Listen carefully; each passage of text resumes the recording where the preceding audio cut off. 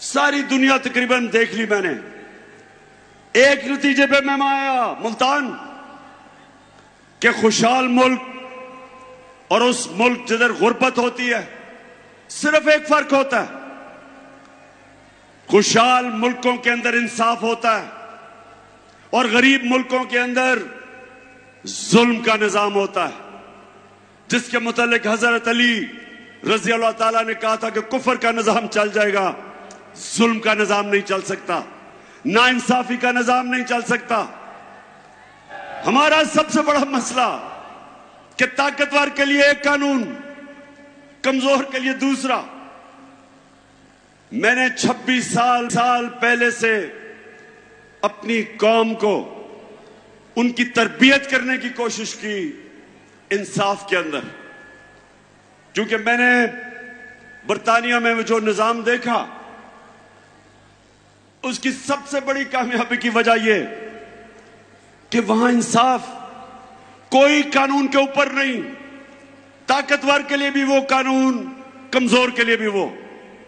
हमारा मुल्क का अलमिया क्या है? मुझे अभी भी मशवरे दिए जाते हैं कि इमरान खान तुम ऑपोजिशन को साथ मिला के चलो। जब मैं हुकूमत में था, अब कहते हैं कि हुकूमत असेंबली में चले जाओ, इनके साथ इकट्ठे बैठ के मामले तय करो। पाकिस्तानियों, मेरी एक बात सुन ले आप। मेरे नबी सल्लल्लाहु अलैहि वसल्लम ने जब फतह मक्का की तो उन्होंने सब काफिरों को माफ कर दिया, सबको माफ कर दिया। लेकिन जब उनके पास एक दरखास्त आई, उन्होंने कहा, उनके पास आई कि जी कुरैश की लड़की ने चोरी की है, कुरैश की लड़की है, उनको सिफारिश आई कि उसको माफ कर दो। आगे से उन्होंने जवाब दिया, जो सबसे रहमदिल इंसान बन के आए थे, उन्होंने कहा मुल्तान कि मेरी अगर बेटी भी चोरी करे उसको भी मैं नहीं छोड़ूंगा, उसको भी सजा मिलेगी। यानी कानून के ऊपर कोई नहीं, मेरी बेटी भी नहीं है। तो यहां जब से मैं 26 साल में पॉलिटिक्स आया हूं, ये दो खानदान जो साल से मुल्क को लूट रहे हैं, 30 साल से बारियां ले रहे हैं, हमेशा मुझे यह कहा जाता है कि इमरान खान आप ये क्या सियासत, क्या इनसे मुफाहमत करें, इनसे बैठ के बात करें। मैं आज अपनी कौम को कहता हूं, मैं हर किसी के साथ बात करने के लिए तैयार हूं, हर किसी के साथ।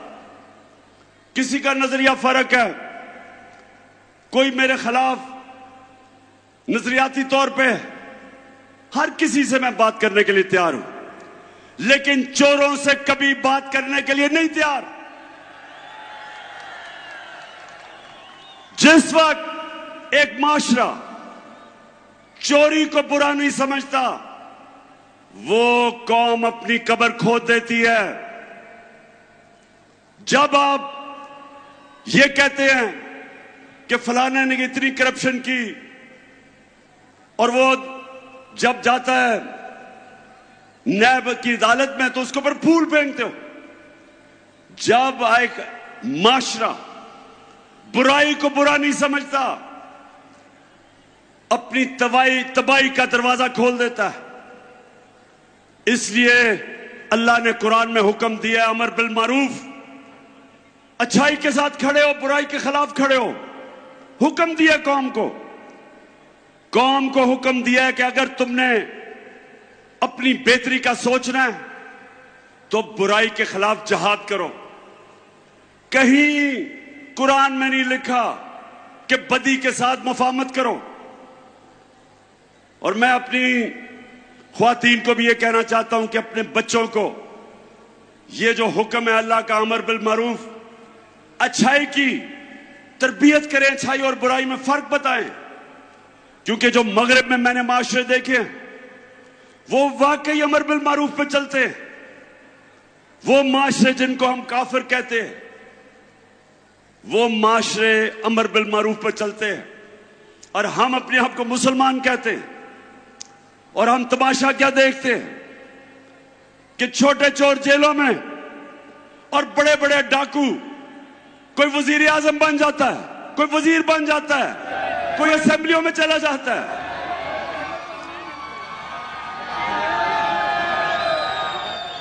ये है हमारी दूसरी आजादी, हकीकी आजादी की जंग, कि हमने अपने आप को, वो लोग जो माशरे के अंदर फितना है, जो कब्जा ग्रुप है, हमने इनका मुकाबला करना है।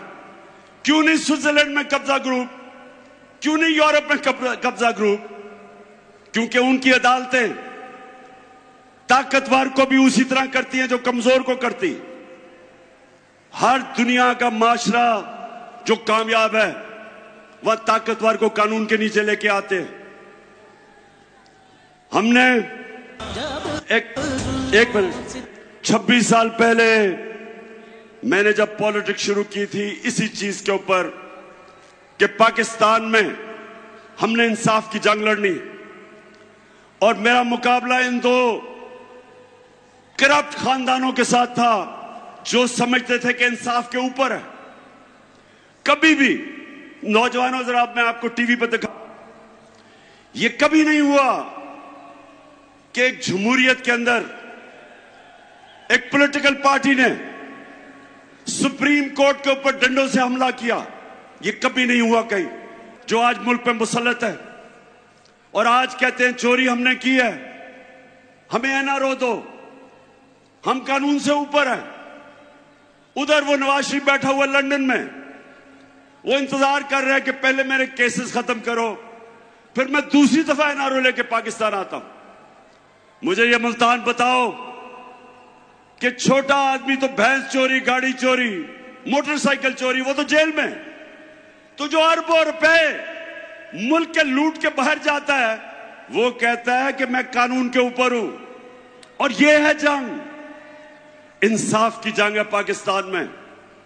हम सब ने मिलके, जब तक हम इंसाफ नहीं, ताकतवर को कानून के नीचे नहीं लेके आते, ये कौम आजाद नहीं होगी। थानों में जुल्म होंगे, ताकतवर झूठे केस करवाएगा कमजोर पे, थानों में जुल्म, जमीनों पे कब्जे, हर जगह कमजोर आदमी पिसेगा। आज जो बैरून मुल्क पाकिस्तानी है, मुल्तान ये सुन लो, मेरे पाकिस्तानी भी सुन रहे होंगे, आज ये याद रखें कि जो दलदल में हमें इन्होंने फंसा दिया है 4 महीने में, इससे अब सिर्फ एक तरह हम निकलेंगे।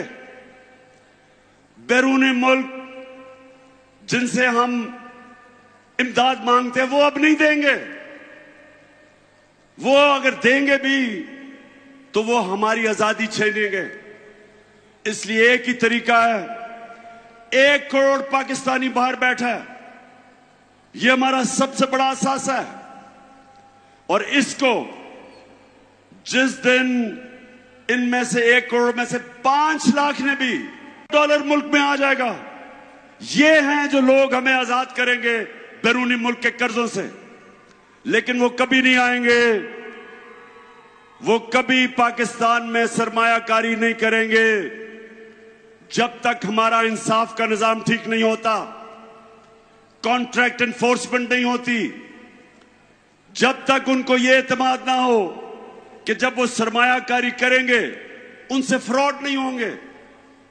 वो इसलिए दुबई चले जाते हैं, वो मलेशिया चले जाते हैं, लेकिन पाकिस्तान में सरमायाकारी नहीं करते। तो जो मेरा इंशाअल्लाह अल्लाह ने आगे बारी दी, तो मैं आज सबसे पहले अपने बैरून मुल्क पाकिस्तानियों के लिए आसानी पैदा करूंगा कि पाकिस्तान में सरमायाकारी करें, और उसके लिए अपना इंसाफ का निजाम इसको बेहतर करेंगे। और उसकी वजह से इंशाअल्लाह ये आप देखते रहेंगे कि बजाय किसी के सामने हाथ फैलाए हम पाकिस्तान को उठा देंगे, और इंशाअल्लाह वो मुल्क बनेगा जो इसको बनना चाहिए था 75 साल पहले। आखिर में मुल्तान, मुझे ये बताओ कि ये जो भाग गए हैं मैच खेलने से, ये जो भगौड़े हो गए हैं,